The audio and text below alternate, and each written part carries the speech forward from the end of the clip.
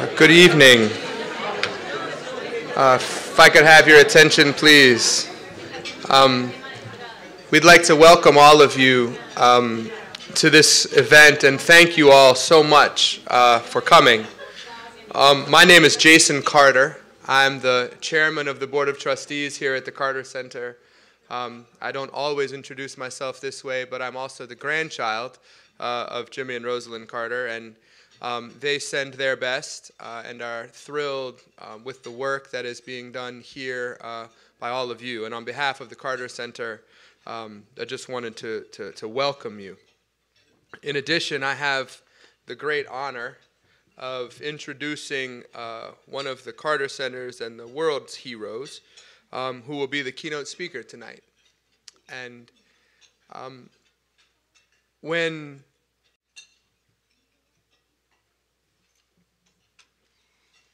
President Sirleaf recently ended her time as the president of Liberia, her first trip was here just now. And this is an incredible honor for us.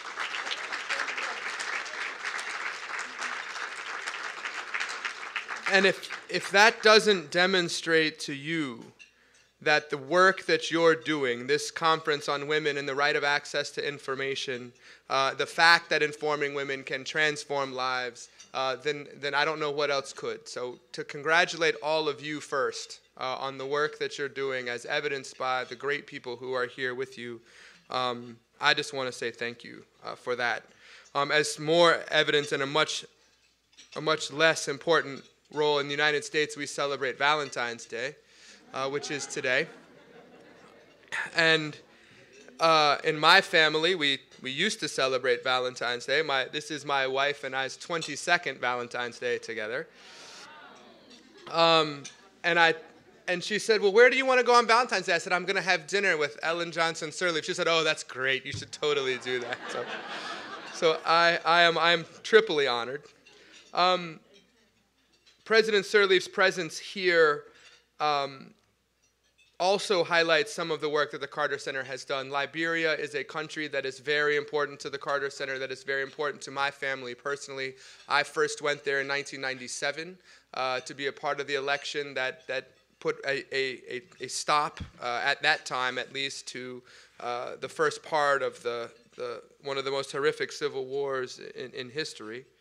But since that time, over the last 20 years, Liberia has seen incredible transformation, and the Carter Center has played a small role in that, but it's been a very important one to the center. And the work that is being done there with respect to access to information in particular is remarkable. We also have a mental health training program there that is incredibly important to my grandmother. We have had multiple other programs, access to justice, and others in Liberia, and we've most recently participated in the election process. And one of the people who participated there with us, many of you met this morning, Prime Minister Toure, who also is here and who has been a great partner of ours.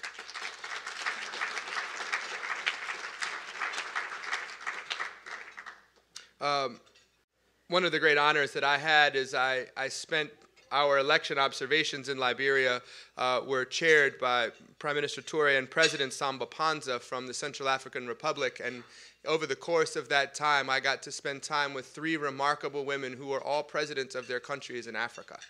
And that is an experience that is truly remarkable and that demonstrates, again, the way that people, when given opportunities and given power, can truly transform other people's lives.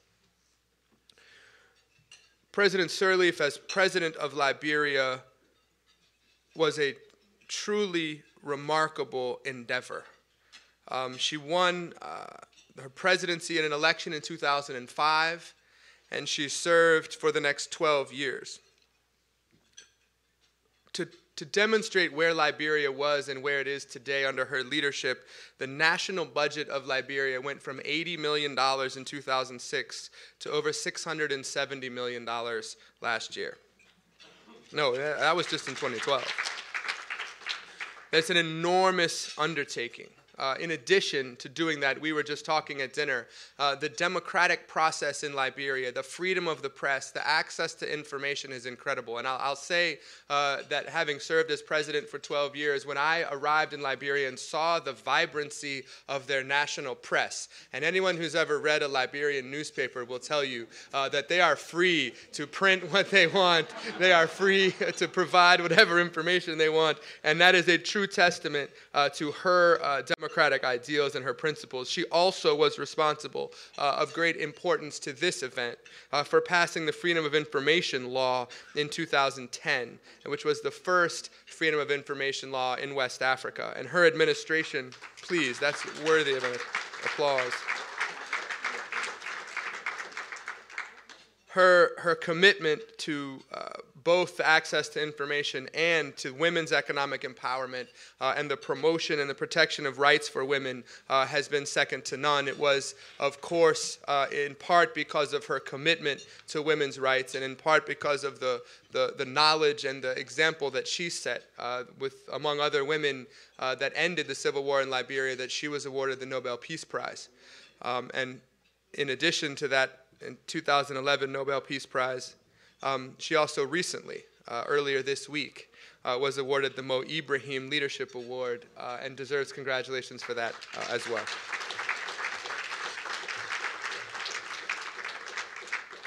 She is the first woman ever to receive the Mo Ibrahim Award, and she is only the third person since 2008. It had not been given since 2014, so it is a truly remarkable human being. So Nobel Peace Prize winner, a Mo Ibrahim Leadership Award winner, great hero of the Carter Center and the work of this group today. I'd like to present to you your keynote speaker, President Ellen Johnson Sirleaf.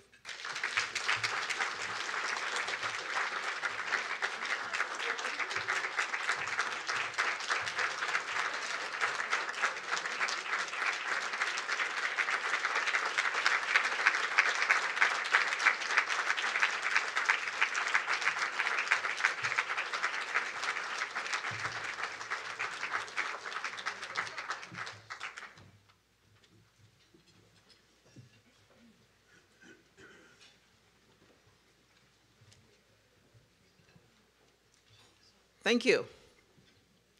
Mr. Board Chairman, Jason Carter, Ambassador Mary Ann Peters, Chief Executive Officer, Laura Newman. I think we've been working with her. My staff have been over the past few days, the Director of the Global Access to Information Program, my good friend, Jordan, and Prime Minister, I'm not a Toure. Where are you? You were called. Oh, I just didn't see you. Good to see you. Distinguished participants, ladies and gentlemen. For 45 minutes before I came into the event, I had the opportunity to share in the wonderful life experiences of President and Mrs. Carter by going through the museum and, as I say, sharing in the great life they've lived, how they've shared themselves with the world, and how they have in turn changed the world. And so I just want to mention that to say we honor them. As a Liberian who know what they've done for our country, what they've done for Africa and the world, it was a great experience for me to actually walk through the halls and see the living memory of what they have done.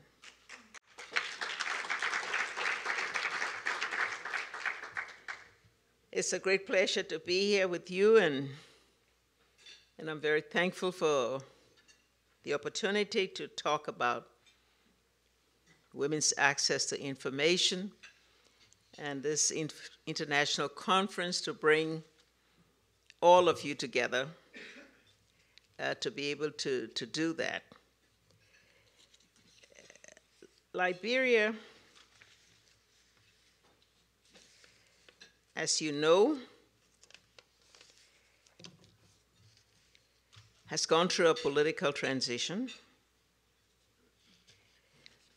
As Jason mentioned,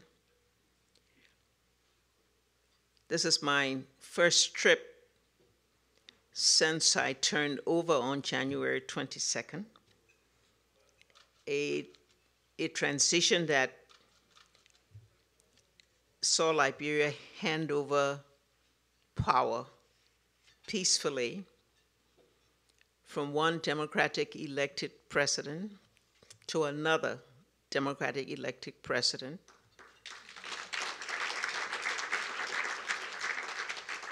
And the great part about it is that it seems almost incredible, but it was the first time in 74 years. The Carter Center has faithfully executed its mission to bring peace, to fight disease, to bring hope to my home country for nearly 3 decades. More than once, they were forced under circumstances to close their offices as violence raged all around them, all across the country, but they never did give up. And each time they would return, determined to strengthen democracy, to advance human rights, to ensure that our humanity lived in a better way.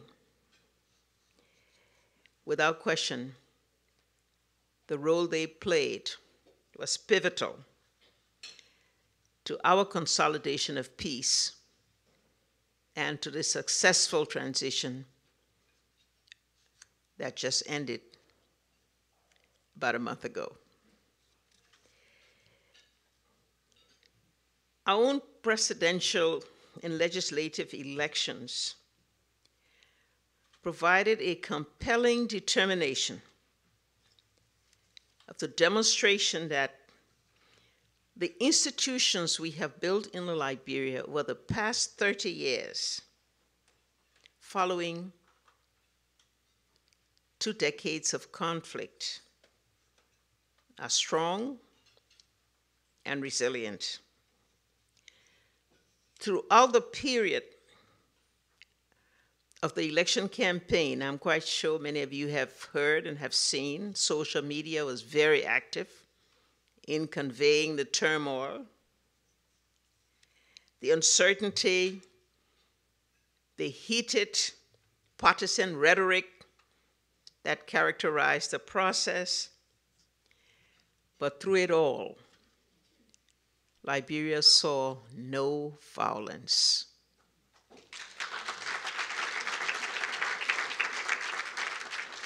Disputes were settled through the courts and not as before in the streets. We therefore feel that those institutions have laid the foundation for the next generation of democratically elected leaders. Liberia's positive transformation was driven by a global community, many of you representing institutions that have played a great part in this, who had a shared commitment to deliver peace to a country and a sub-region that had been plagued by cross-border destabilization and conflict. On behalf of the Liberian people, I want to convey through you, Jason, thanks to the Carter Center and all of you who are part of the Carter Center family for your steadfast support to Liberia over the course of these past 3 decades. It is no small accomplishment that we have emerged a post-conflict success story. We owe it to many of you for what you did to join us in that achievement. Today, we have every reason to believe that this carefully constructed legacy of peace, democracy, and resilience will continue under the leadership of Liberia's new president, George Weah. And I said in my final message to the nation last month, our demonstration of our democracy is irrevocable. It binds every future leader of the country to the will of the people. I believe that the Liberian example is indicative of a changing Africa, a continent where respect for human rights, the rule of law, and good governance are demanded by its citizens.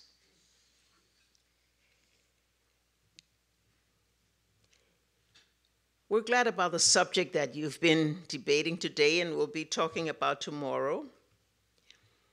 Women have made great strides in Africa and around the world. This deserves recognition and celebration. But we have a long road ahead of us to bridge the many gender gaps that remain, including the information gap, which has been the subject of your debate. We have all been here, you have been here this week to focus on the importance of women's access to information, a fundamental right enshrined in the Universal Declaration of Human Rights with broad and cost-cutting impact. Mentioned by you, Jason, on September 16, 2010, I signed the Freedom of Information Act, making Liberia the first country in West Africa and the sixth nation on the continent to establish a comprehensive right to information law.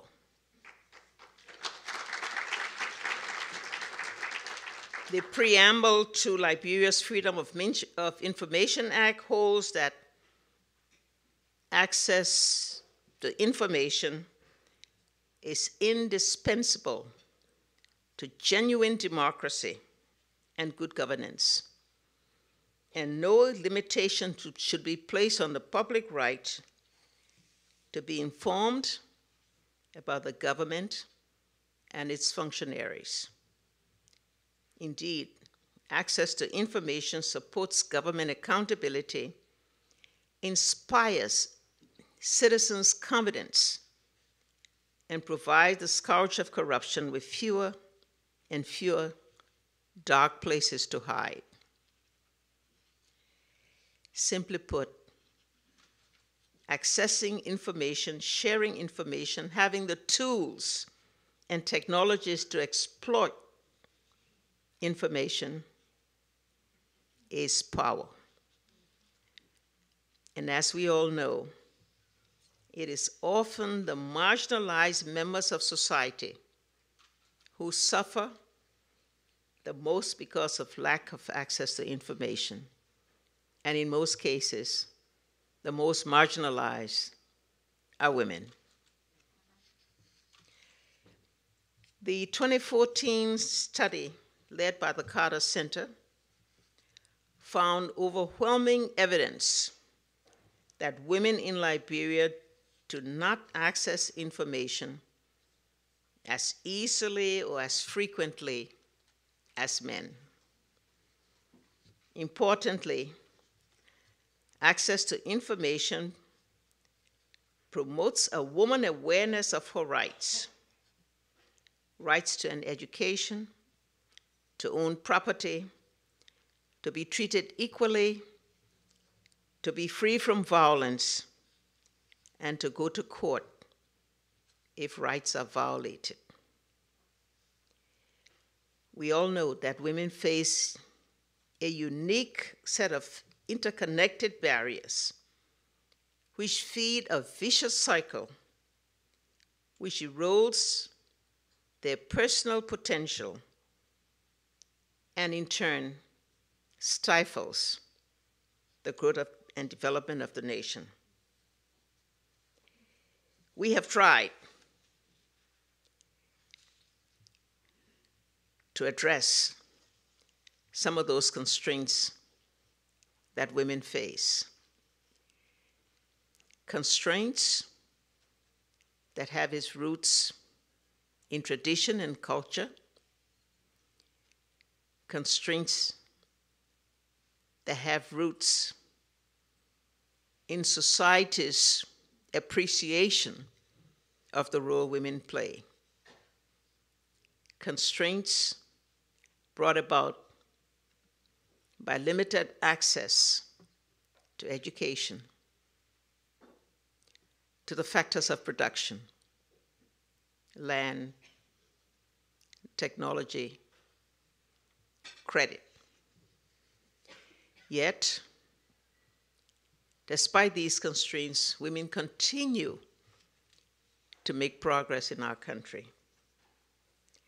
Today, women manage 34% of registered small to medium-sized enterprises, and women are more likely than men to start their own businesses. Women continue to be the ones that feed the nation, from farming to marketing and now to processing of food.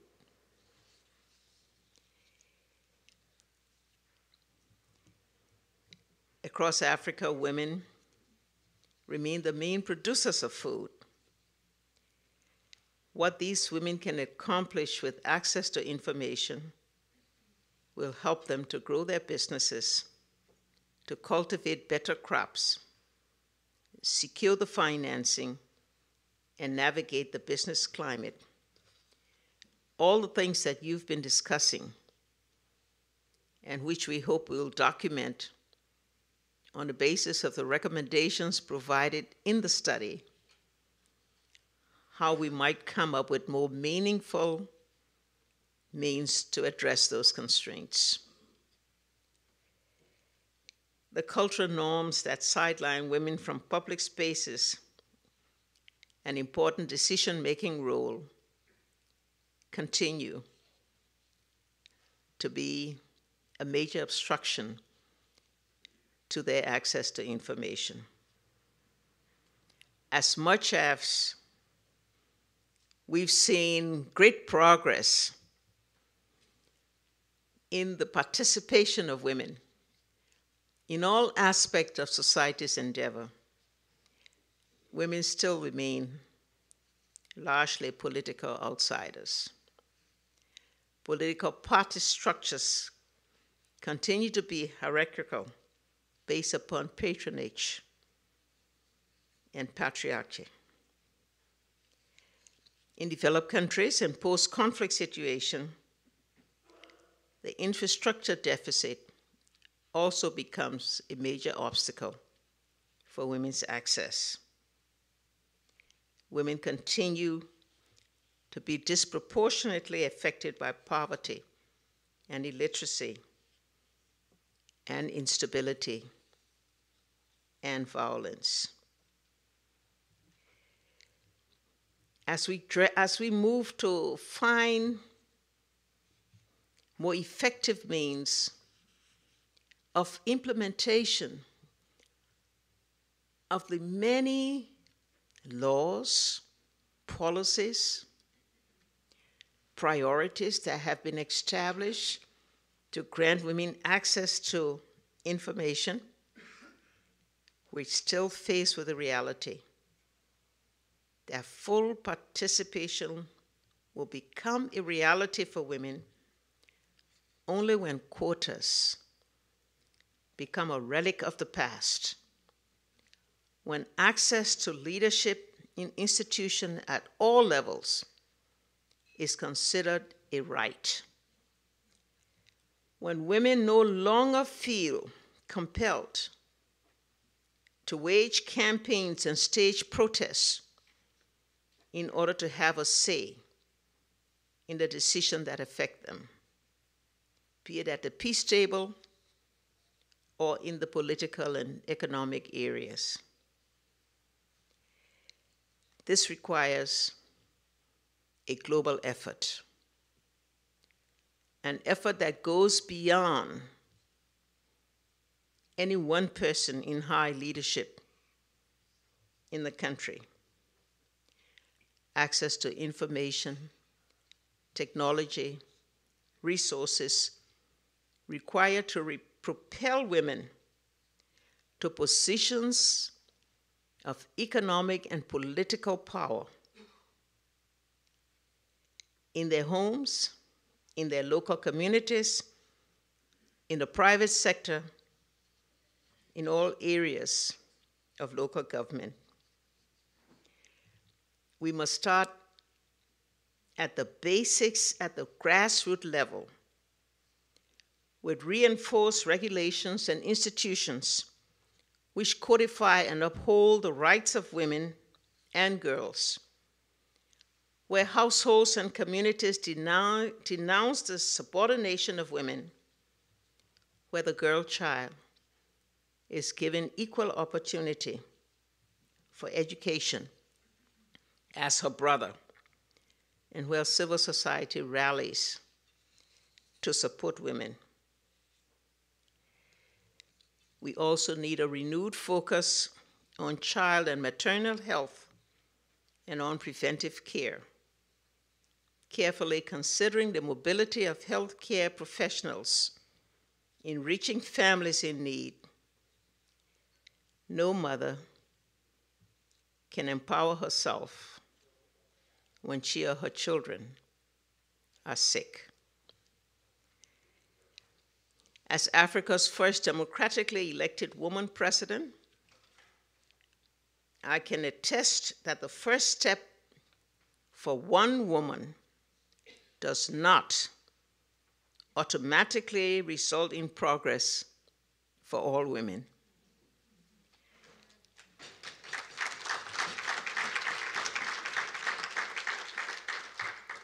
That being said, breaking down one barrier makes it easier to break down the next.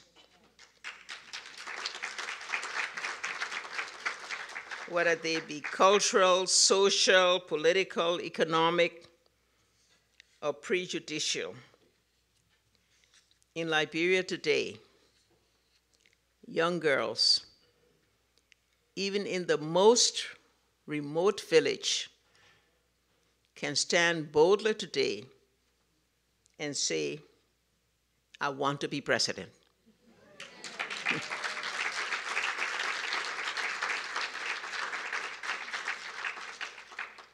And no one can dare tell them otherwise.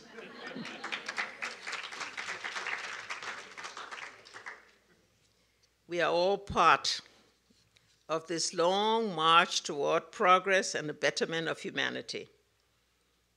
A philosophy we all share deeply with President Carter, Mrs. Carter, and with this institution, the Carter Center, that has worked so hard for this. Access to information will help to close this gender gap, to empower women to make better informed decisions regarding their finances, their education, their health care for themselves and their families. It will enable and empower women with a clear understanding of their rights and their self-worth. Informed women are more likely to be engaged citizens who are active politically and are more likely to hold their governments accountable. Finally, access to information provides invaluable opportunities for women's economic empowerment. Countless studies, including the one you've been looking at over the past day, show that women invest the vast majority of their income back into the family and into the community. Under the right circumstances, women are quite literally capable of lifting the next generation out of poverty. Men have not been able to do so.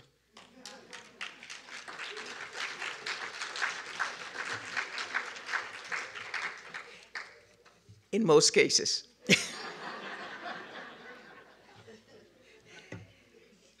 As we search for solutions, we must carefully examine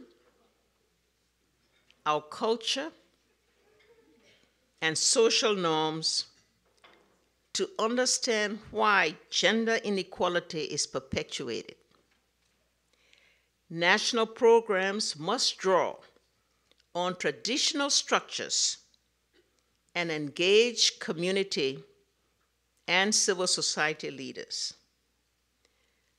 The new measures for social progress must be gauged by the way in which society treats its people, how it respects the right of every human being, how all citizens are granted the same opportunities, the same justice, the same freedoms. Only our determined collective effort will bring us to realize these goals and bring us closer to achieving the Sustainable Development Goals, the world's development agenda. Thank you for your commitment to these incredibly important issues. Thank you.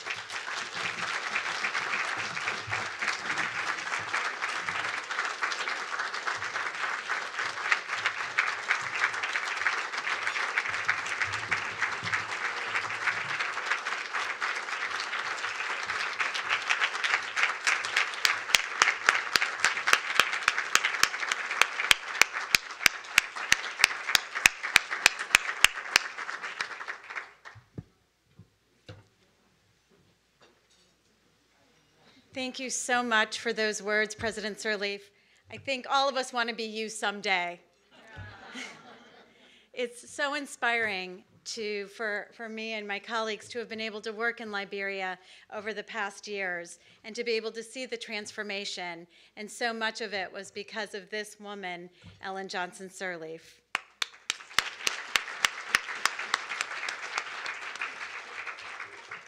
As we move through the next days, I think she has set a bar for us on where we need to put the world, not just ourselves, not just our families or our communities, not just our nations, but how can we jointly, together, move the dial so that all women around the world, through the right to information, have the possibilities to reach the ideals that President Ellen Johnson Sirleaf has set for us.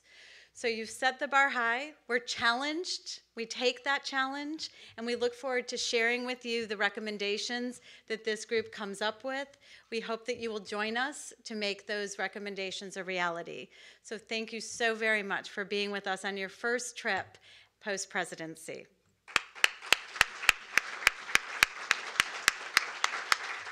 I'd like to invite the rest of you to enjoy dessert. And afterwards, we'll be helping you get back to your buses, get good sleep, because tomorrow we're going to be very, very busy. And I know Prime Minister Toure is going to continue to hold us to those high bars and challenge us to come up with those great